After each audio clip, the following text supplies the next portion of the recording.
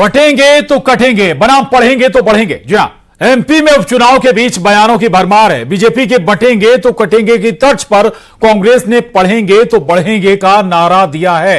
इसको लेकर कांग्रेस आने वाले समय में अभियान भी चलाएगी। कांग्रेस के अभियान पर सीएम डॉक्टर मोहन यादव ने निशाना साधा। सीएम का दावा कि कांग्रेस ने ही देश को बांटा था और कांग्रेस ही है जिसके कारण दंगे हुए। उधर कांग्रेस ने पलटवार करते हुए कहा कि बीजेपी का फूट डालो और राज करो का काम बीजेपी करती है। ये जोड़ने की नहीं, बांटने की बात करते हैं।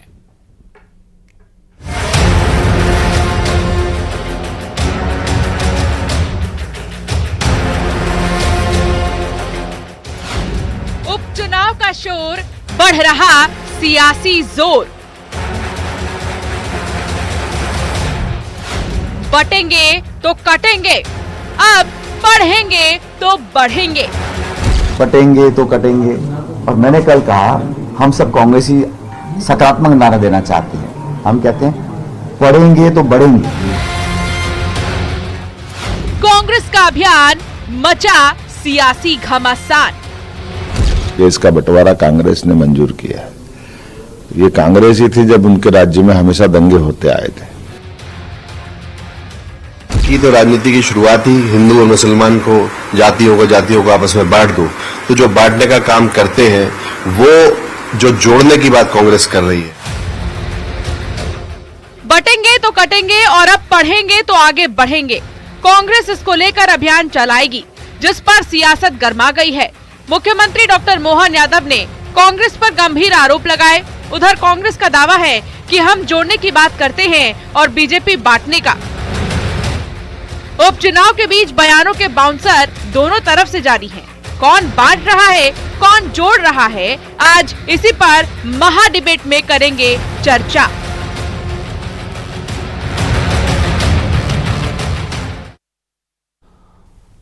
कौन जोड़ रहा है, कौन बांट रहा है, क्यों चुनाव में ही बटेंगे तो कटेंगे, पढ़ेंगे तो बढ़ेंगे आता है, क्यों वोट के लिए सारी राजनीति होती है। आज इसी पर करेंगे महा डिबेट में चर्चा। लेकिन पहले नजर डाल लेते हैं महा डिबेट के सवालों पर। तो हमारी आज की इस चर्चा की जो महत्वपूर्ण सवाल है, पहला सवाल है बयानों के तीर किस तरफ है इशारा। दूसरा सवाल है हमारी आज की चर्चा का, बांटना जोड़ना आखिर क्या है इसके पीछे की राजनीति। तीसरा और आखिरी सवाल, वोट की बात तो कुछ भी करेंगे क्या। इन तीनों सवालों के इर्द-गिर्द हम चर्चा को आगे बढ़ाएंगे। लेकिन सबसे पहले आपको मिलवा देते हैं अपने खास मेहमानों से, तारुफ करा देते हैं। हमारे साथ बेहद खास मेहमान इस वक्त जुड़ गए हैं। अजय धवले जी हैं, प्रवक्ता बीजेपी, बहुत स्वागत है अजय धवले जी आपका। अवनीश बुंदेला जी, प्रवक्ता कांग्रेस, आपका भी बहुत स्वागत है। प्रदीप अवस्थी जी, आरएसएस कार्यकर्ता हैं, आपका भी स्वागत है। और राकेश गोयल जी हमारे साथ राजनीतिक विश्लेषक इस चर्चा में जुड़े हैं। आप सभी का एक बार फिर बहुत स्वागत है। अवनीश बुंदेला जी, चर्चा की शुरुआत आपसे ही करूंगा। आखिर क्या पढ़ाने वाले हैं अब आप जनता को जिससे वो आगे बढ़ेगी? ऐसा क्या करने वाले हैं? 15 महीने आपकी सरकार रही थी, उसमें आपने ऐसा कौन सा अभियान नहीं चलाया जो अब आप चलाने जा रहे हैं? समझाएं जनता को भी। प्रशांत भाई, देखिए हम तो साफ कहते हैं कि कांग्रेस पार्टी ने सदैव देश में कहीं ना कहीं प्रेम बांटा है, लोगों को जोड़ने का प्रयास किया है, और बांटने की काटने की बात तो भाजपा कर रही। हमने तो साफ कहा भाई पढ़ेंगे तो बढ़ेंगे, आप शिक्षित होंगे। और देखिए ये भाजपा यही काम कर सकती है। हम पर मोहन यादव जी आरोप लगा रहे हैं कांग्रेस ने देश का विभाजन किया। सब जानते हैं कि देश किन स्थितियों में था। हमने तो देश को आजाद कराया। हजारों कांग्रेस के कार्यकर्ता नेताओं ने शहादतें दी, जेल में रहे। लेकिन जो अंग्रेजों से पेंशन खाते रहे हों, जो उनकी चमचागिरी चटुकारता करते रहे हों, जो उनके एजेंट हों, वो क्या समझेंगे। तो यही बात मोहन यादव जी कह रहे हैं। और प्रशांत जी, बड़े आश्चर्य की बात है कि हम ऐसे बयानों पर चर्चा कर रहे हैं। किसने कहा बटेंगे तो कटेंगे? हकीकत यह है कि जब जब भारतीय जनता पार्टी खतरे में आती है, जब जब हारने लगती है, जैसे आप देखा 400 पार, जब से इनका सपना पूरा नहीं हुआ, अब की बात 400 पार, तो उस दिन से हिंदुत्व कुछ ज्यादा ही खतरे में आ गया। वैसे तो 2014 से खतरे में है, जिस दिन से बीजेपी की सरकार, उसके पहले हिंदुत्व खतरे में नहीं था। जब जब इनकी सरकार आती तो हिंदुत्व ज्यादा खतरे में जाता है। कौन एजेंट है, कौन किसकी तरफ इशारा आप कर रहे हैं? कौन एजेंट था? आप कह रहा हूं आरएसएस और आरएस। प्रशांत भाई, उम्मीद करता हूं कि अगर मैं बोल रहा हूं तो मुझे बोलने दें। ठीक है प्रशांत भाई, मैं उम्मीद करता हूं और जो भी हैं सज्जन जो बैठे यहाँ पर, नहीं, मेरा सवाल था, मैंने बीच में बोला है अवनीश जी, कोई अभी बीच में नहीं बोला है आपके, मैंने सवाल पूछा है आपसे एक और। जी जी जी जी, मैं इतना विनम्रता से कहूंगा प्रशांत जी कि आप इतिहास के पन्ने उठाकर देखिए कि किन लोगों ने अंग्रेजों से पेंशन ले ली। आज ये हम पर आरोप लगाते, शर्म आनी चाहिए। अगर देश आजाद नहीं होता तो आज जो लोग राजनीति कर रहे हैं वो अंग्रेजों के यहां उनकी, मैं साफ कहना चाहता हूं, टॉयलेटें साफ कर रहे होते। देश ये आजादी इनको फ्री में मिल गई ना, मुफ्त में, तो इनको आजादी का सम्मान नहीं है। हम तो साफ कहते हैं कि देश को हमने आजाद करा, आप हम पर आरोप लगा रहे, हमने देश को बांटा है। अरे जरा पढ़िए अंग्रेज किस तरह से देश को लूट कर गए, किस तरह से किन परिस्थितियों में उन्होंने आजाद किया, कैसे उन्होंने भारत बनाया, पाकिस्तान बनाया, कैसे डिवाइडेशन हुआ। आप हम पर आरोप लगा रहे हैं। जिनकी आप बात करते हैं श्यामा प्रसाद मुखर्जी, वो खुद ही मुस्लिम लीग की सरकार में थे, याद करें, वो खुद ही सेवन में थे कि यहां देश का बंटवारा होना चाहिए। हम पर आरोप लगाते हैं और हम तो साफ कहते हैं साहब, हम तो साफ कहते हैं 70-75 साल हो चुके हैं। ठीक है, आज बात विकास की करिए ना प्रशांत जी। आपने हमसे 15 महीने का हिसाब तो मांग लिया कि 15 महीने में आप नहीं कर पाए। कभी हिम्मत जुटाई प्रशांत जी? सरकार से सब रोज बात करते हैं, रोज सवाल पूछते हैं, बेबाकी से सवाल पूछते हैं। बुंदेला जी, मेरा निवेदन है आपसे, संकोच मत करिएगा, बोलने में भी संकोच मत करिएगा, पूछने में हमसे भी सवाल पूछने में भी आप संकोच मत करिएगा। बिल्कुल। अजय दवले जी, अरे प्रभु, अरे प्रभु, मैं और आप तो वैसे भी बहुत अच्छे मित्र हैं, कई बार हम भोपाल में मिलते रहे, तो मैं वही निवेदन कर रहा हूं। मेरे पूछिए कि 20 साल बाद आपको मध्य प्रदेश में सिर्फ 2 विधानसभा सीटें जीतने के लिए ये क्यों कहना पड़ रहा है कि कटेंगे तो कटेंगे? आपने काम किया होता, आपने विकास किया होता। जब जवाब ले लीजिए बुंदेला जी, वादे पूरे किए होते। दवले जी कुछ कहना भी चाहते हैं। एलपीजी सिलेंडर दिया, चुनाव आ गया तो आपको कटेंगे याद आ जाता है, चुनाव आ जाता है तो आपको दंगे याद आ जाते हैं, देश का विभाजन याद आ जाता है। सीधा आरोप है आप पर। प्रशांत जी, जब देश की एक प्रमुख विपक्षी दल का नेता देश में घूम घूम कर सार्वजनिक रूप से लोगों की जातियां पूछ रहा है, वो पत्रकारों की जातियां पूछ रहा है, वो उद्योजकों की जातियां पूछ रहा है, वो सामान्य व्यक्तियों की जातियां पूछ रहा है, जब एक व्यक्ति विभाजनकारी शक्तियों की उपयोग कर वो उसका पूरा का पूरा नैरेटिव जो लोग गढ़ रहे हैं, वो देश को जातियों में, पंथों में, संप्रदायों में, या तो भाषा में, और अब हमने तो ये भी देखा कि सांत पित्रोदा जैसे लोगों ने तो हम लोगों को उत्तर के लोग, नॉर्थ के लोग, साउथ के लोग, इस प्रकार से भी बांट दिया। तो जो लोग ये विभाजनकारी शक्तियां हैं, उनको यह संदेश देने की आवश्यकता है कि इस देश में एक भारत और श्रेष्ठ भारत की भावना है और वही लोग निवासरत हैं। आज आप बात कर रहे थे, अवनीश जी बहुत अच्छे से डिस्क्राइब कर रहे थे कि हमारे पूर्वजों का इतिहास बताने की आवश्यकता कर रहे थे। तो मुझे लगता है कांग्रेस का काला इतिहास उठाने की आवश्यकता है। प्रशांत जी, अवनीश जी, ये देख ले कि जिन लोगों के पास बहुमत भी नहीं था, वो देश का प्रधानमंत्री उस समय बन गया था, और किन परिस्थितियों में बना था ये भी देश ने देखा, इतिहास के पन्नों में है। कई लोगों ने यहां तक के, और ये ऑन रिकॉर्ड है, इस प्रकार की किताबें हैं और इस प्रकार की कि सीआईए का एजेंट उस समय कौन सी सरकारें हुआ करती थी, आपातकाल किनके सरकार में लगा था, ये देश ने देखा है। तो देश को बांटने वाली शक्तियां कौन थी? आप हम आज इतिहास के पन्ने पलटेंगे तो बहुत सारे पन्ने पलटेंगे, कुछ आपके अध्याय भी उसमें जुड़े हैं। अवनीश जी, प्रशांत जी 10 सेकंड और देंगे। जी, पूरी करिए बात। कल का ही दिन जी, प्रशांत जी, कल का ही दिन देख लीजिए, जम्मू कश्मीर की विधानसभा में एक प्रस्ताव पारित होता है, इसमें नेशनल कॉन्फ्रेंस और इंडिया अलायंस के पार्टनर कांग्रेस ये आर्टिकल 370 के अब्रोगेशन को रीइंस्टेटमेंट की बात कर रहे हैं, स्पेशल स्टेटस की बात कर रहे हैं। तो विभाजनकारी शक्तियां कौन है? जम्मू कश्मीर में पहली बार, स्वतंत्रता के बाद में पहली बार भारत का संविधान पूर्ण रूप से लागू हुआ। ये देश के टुकड़े करने वाले लोग आज यहां बैठ के पढ़ेंगे तो बढ़ेंगे की बात कर रहे हैं। चलिए एक जल्दी छोटा रिएक्शन ले लेते हैं, और खास मेहमान हमारे साथ जुड़े हुए हैं। अवनीश जी, इतना इनसे कहना चाहूंगा कि अभी इनने कहा कि हम राहुल गांधी जी जाकर जातीय पूछ रहे, हमने साफ कहा जाति आधारित आरक्षण होना चाहिए, इसमें क्या बुराई है? हम ये तो नहीं करते जो इनकी सरकारों में दलित आदिवासियों के साथ मॉब लिंचिंग होती है, और ये आज ये साउथ की और नॉर्थ की और महाराष्ट्र की बात कर रहे हैं। 30 साल आप शिवसेना के साथ रहे, ये वही शिवसेना थी जो उत्तर भारतीयों को मारती पीटती थी, और आज आप मूल शिवसेना के साथ तो आप ही हैं। शिंदे की शिवसेना को ही चुनाव आयोग ने मूल शिवसेना माना है, तो वो पार्टी तो ऐसी है जो उत्तर भारतीयों पर हमले करवाती थी? भूल गए आप? राज ठाकरे किसके साथ है? जो उत्तर भारतीयों को मारता था, पीटता था, गालियां देता था, मुंबई से भागने की बात करता था, महाराष्ट्र से भगाने की बात करता था। ये हम पर आरोप लगा रहे हैं। ये ऐसे लोग हैं कि जिन्होंने जातियों के आधार पर लोगों को बांटा, मॉब लिंचिंग कराई, उनकी हत्या करवाई। दो शिवसेना है, कांग्रेस के साथ है, एक बीजेपी के साथ है। महाराष्ट्र की सियासत पर हम ना जाए, जम्मू कश्मीर की भी फिर बात आ जाएगी। जी ठीक है, अवस्थी जी के पास जाऊंगा। प्रदीप अवस्थी जी, बता दूं साहब, प्रदीप अवस्थी जी अगर सुन पा रहे हैं मेरी बात, तो अवनीश बुंदेला जी कांग्रेस नेता प्रवक्ता, वो बहुत सारी बातें कर रहे थे कि उनका कहना था कि एजेंट कौन बना था अंग्रेजों का ये सबको पता है, कौन पेंशन ले रहा था ये सबको पता है। इन पर थोड़ी रोशनी जरूर डालें आप अवस्थी जी। जी प्रसाद जी, मैं पहले तो आपका बहुत बहुत धन्यवाद ज्ञापित करता हूँ कि आपने मुझे बुलाया चर्चा में। सबसे पहले मैं कांग्रेस की जो सुनहरी नीति है उसके बारे में बात करूँ। जी, यही लोग जो है बांटते हैं पूरे समाज को। सावालों प्रकरण से लेकर जम्मू कश्मीर का मामला हो, दोनों मामलों में जो है इन्होंने हिंदू मुसलमान करके इन्होंने बांटा है। भारतीय जनता पार्टी ने नहीं बांटा है, न संघ ने बांटा है। सावालों प्रकरण में जी जो है सुप्रीम कोर्ट के आदेश के बाद समझाओ कि भाजपा जी, अरे भैया मॉब लिंचिंग के ऊपर बोल दो। आज नोट अवनीश जी को, अवस्थी जी को स्क्रीन पर लाइए प्लीज। सावालों प्रकरण में सुप्रीम कोर्ट के आदेश के बाद राजीव गांधी प्रधानमंत्री के तौर पर अपना जो है बिल लेकर आए।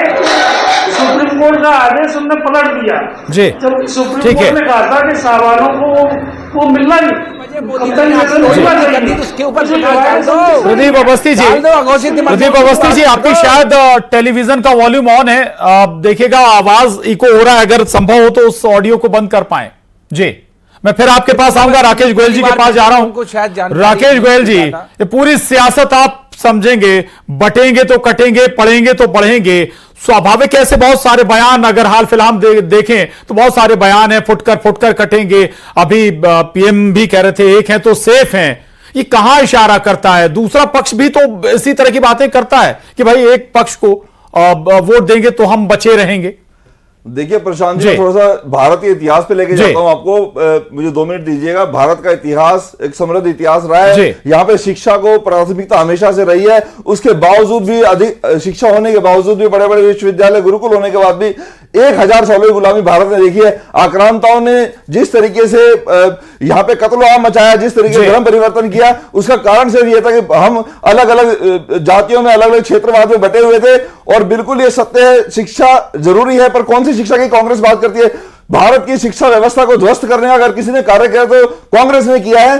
क्योंकि मैं बताना चाहूंगा, जितना भी आज इतिहास हम उठा के देखते हैं, कांग्रेस ने वामपंथी के साथ मिलकर तोड़ के उसको पेश किया है। जितने आक्रांत है उनका महिमा मंडल किया है, और जितने भारत के महापुरुष थे, जितने दिव्य पुरुष थे, उनके अस्तित्व तक पे सवाल राकेश गोयल जी, जो पढ़ेंगे तो बढ़ेंगे, संभव है इसका इशारा भी कांग्रेस का यही होगा कि बीजेपी जो बयान दे रही है उससे अवेयर करेंगे। देखिए कौन सी पढ़ाई की कांग्रेस बात करते हैं, तो हार्वर्ड और कैम्ब्रिज यूनिवर्सिटी में पढ़ते हैं, भारत की शिक्षा व्यवस्था को ध्वस्त करके ये कौन सी पढ़ाई की, मदरसे की पढ़ाई की शायद ये बात करना चाहते हैं। इन्हें चाहिए कि एक अच्छी शिक्षा व्यवस्था अगर ये चाहते हैं 60 सालों में करते, जितना 60 सालों में शिक्षा पे काम नहीं हुआ, पिछले 10 सालों में गवर्नमेंट ने, एनडीए गवर्नमेंट ने काम किया है। और जितने विश्वविद्यालय, जितने कॉलेज खोले हैं, वो इसी 10 साल के अंदर लगभग डबल कर दिया उन्होंने। तो ये जो शिक्षा को बढ़ाने का कार्य किया है, इसका श्रेय बिल्कुल भाजपा को जाता है। और जो शिक्षा के अंदर सुधार का कार्य किया है वो भी भाजपा को जाता है, क्योंकि बहुत सारे ने देखा आक्रांतों का जो महिमा मंडल किया गया, तोड़ मरोड़ कर जो पेश किया गया, उसको धीरे धीरे। अवनीश जी आपके पास आ रहा हूं रिएक्शन लेने। अवनीश जी, 60 सालों में जो करना चाहिए वो नहीं कर पाए, कम शब्दों में, फिर मैं जहीरुद्दीन साहब के पास जाऊंगा। जी, मैं तो बड़ा आज आश्चर्य कर रहा हूं कि मुझे 3 प्रवक्ताओं से लड़ना पड़ रहा। बाकी ये जो गोयल साहब शिक्षा की बात कर रहे तो बता दूं, कांग्रेस ने कौन सी शिक्षा विभाग, कौन से शिक्षा तंत्र स्थापित किए? IIM, IIT, MBBS, बड़े बड़े काम था। 7 साल आपने शुरू में राज किया, आपको पढ़ के निकल रहे हैं। अरे भैया गोयल साहब सुन लो, ठीक है, जिनसे लोग शिक्षित, जहां डॉक्टर, भारत के डॉक्टर इंजीनियर की पूरे विश्व में डिमांड है। आप बता दें आपने कौन सा संस्थान स्थापित किया, बल्कि आपने संस्थानों का गला घोटा है, आपने मारे हैं। मध्य प्रदेश की बात करूं तो यहाँ आज भी 18,000 स्कूल ऐसे हैं कि जिनमें लाइट की व्यवस्था नहीं है। आज भी 19,000 स्कूल ऐसे हैं। ठीक है, समझ गया साहब। आऊंगा आपके पास। AIMIM नेता शेख जहीरुद्दीन साहब हमारे साथ हैं। जहीरुद्दीन साहब, बटेंगे कटेंगे पे बहुत चर्चा हो गई, लेकिन दूसरा पहलू क्या हम भूल गए हैं, क्या छोड़ गए हैं? जब मस्जिदों से ये कहा जाता है कि फला को वोट करिए, फला पार्टी को वोट करिए, तब आप क्या ये नहीं कहते हैं कि एक समूह में, एक जाति में पर्टिकुलर एक पार्टी को वोट करना है? यही लोग हैं क्या वो भी यही बात नहीं कहते हैं? काम कर रहे हैं। जहीरुद्दीन साहब, आपसे सवाल है मेरा। प्रधान जी, यही नफरती चिंटू है जो देश के अंदर अब एक नारा चल रहा है, बटोंगे तो कटोंगे, और फिर कांग्रेस ने भी एक नारा छेड़ दिया है कि बढ़ोंगे तो बढ़ोंगे। ये भाजपा कांग्रेस जो एक मदारी का खेल देश के अंदर कर रही है जनता को बेवकूफ बनाने का। मैं सबसे पहले ये बताऊंगा कि मैं जो बटोंगे और कटोंगे ये नारे को तो आइडियल नारा मानता हूं। वो इसलिए कि वाकई बटना नहीं चाहिए, अगर बटेंगे तो हमारा नुकसान है। लेकिन मैं ये पूछना चाहता हूं, क्या देश में विद्रोह हो गया? क्या किसी विदेशी ताकत ने देश पे हमला कर दिया? ऐसा कुछ नहीं है। सिर्फ और सिर्फ अभी देश के अंदर चुनाव चल रहा है और एक धर्म विशेष को एक करने के लिए इन्होंने बात ये छेड़ दी है, ये नारा छेड़ दिया है कि बटोंगे तो कटोंगे। मैं ये कहना चाहता हूं कि ये सत्ता हासिल करने के लिए, देश के मूलभूत मुद्दों से जनता को भटकाने के लिए, धार्मिक भावनाओं को भड़काने की बात कर रहे हैं। और जो धर्म की जीवन शैली है, वर्ण व्यवस्था में बटकर जीना, वो अगर ये बात कहते हैं कि बटोंगे तो कटोंगे, तो ये तो धर्म के विरोध की बात जा रही है, क्योंकि इनकी जीवन शैली के अंदर है कि ब्राह्मण अलग, क्षत्रिय अलग, शूद्र। ठीक है, चलिए आपकी बात हो गई। प्रदीप अवस्थी जी, ये बात आप सुन रहे होंगे। दूसरा, बटेंगे तो कटेंगे, इसी पर थोड़ा सा और आगे आएंगे।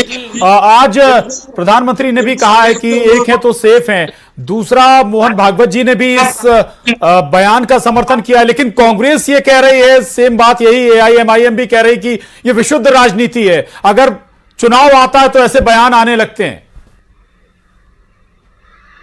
नहीं, ये राजनीति नहीं है जी। ये जो है कांग्रेस की आजादी के समय से ही ये नीति रही है कि समाज को बांटना। संघ ने कभी इसका समर्थन नहीं किया। ना भारतीय जनता पार्टी भी हमारी समान विचारधारा की पार्टी है, वो भी जो है कभी ऐसा नहीं कहती कि समाज को बांटने का काम करती है। बांटने का काम तो कांग्रेस ने किया है। आज आप देखिए बंगाल में कितना इन्फिल्ट्रेशन हो रहा है। ये लोग जो है बांग्लादेशी चकमा शरणार्थियों को शरण दे रहे हैं और देश की डेमोग्राफी को बदल रहे हैं। ये जो है बांटने के दिशा में ही एक कदम है। आप मणिपुर की बात करिए ना। मैं आपसे ये कहना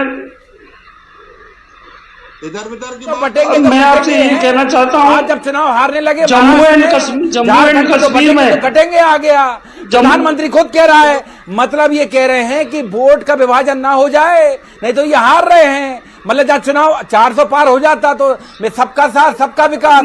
आज हारने लगे तो चिंटुओं को ले आए, गोवाल अवस्थी जैसों को। जम्मू कश्मीर विधानसभा में जिस प्रकार से बिल पारित हुआ है, हमले आप करवाते हैं, गलत है। लोगों के क्या खाना चाहिए क्या नहीं खाना चाहिए, लोगों के किचनों की जांच आप करवाते हैं।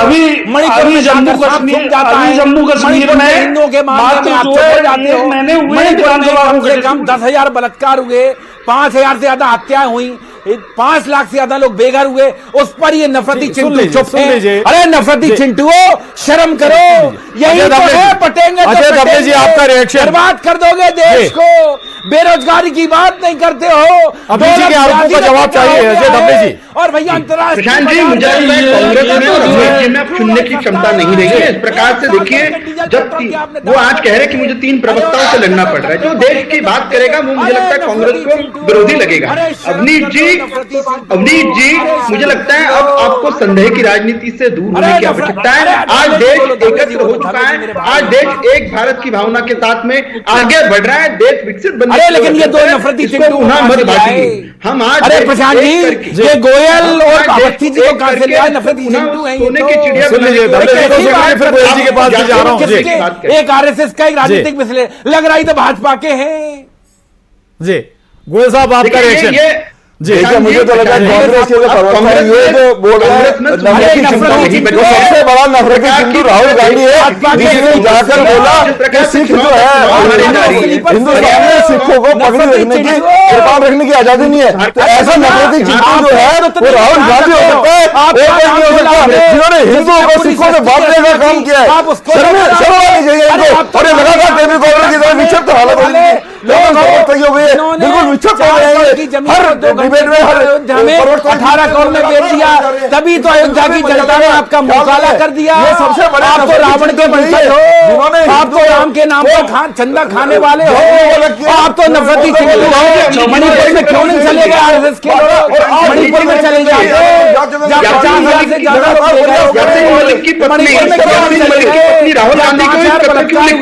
मणिपुर में चले जाते। राहुल गांधी को क्यों लग रही है?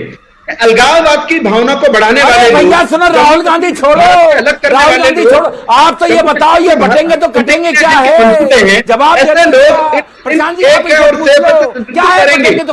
अरे जम्मू कश्मीर सरकार आपकी तो आपकी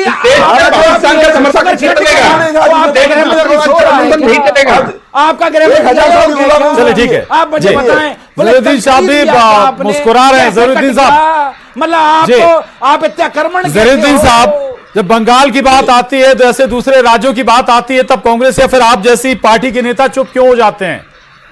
बिल्कुल चुप नहीं होते। हम तो ये कहते हैं कि पहले बात मणिपुर की बात की जाए। मणिपुर में कौन सा नेता वहां पहुंचा, भारत मणिपुर की हालत क्या है, इस पर क्यों नहीं भारतीय जनता पार्टी क्यों बात बिल्कुल होनी चाहिए। मणिपुर की भी बात होनी चाहिए, लेकिन बंगाल की बात क्यों नहीं होनी चाहिए?